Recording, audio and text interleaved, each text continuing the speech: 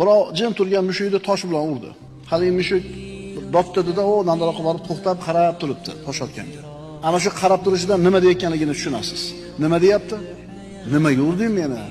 Men senga nima qildim deydi. Insonning qalbi va nafsi yuksalgani sari u bilan tabiat orasida uyg'unlik paydo bo'ladi. Boshqalarning ichida kechayotgan narsalarni his qilib qoladi. Qalbingizdagi narsani his qiladigan bo'lib qoladi. Chunki bu Alloh tomonidan berilgan unga karomat deyiladi.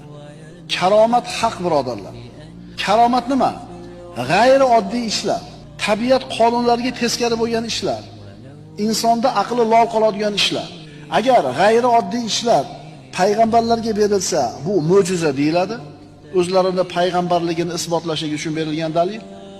Agar oddiy mu'minlarga beriladigan bo'lsa, bu karomat deyiladi. Karomatni inkor qilmanglar birodar. Karomat bor narsa. Imom Azam fiqh al-akbarda shunaqa deydi.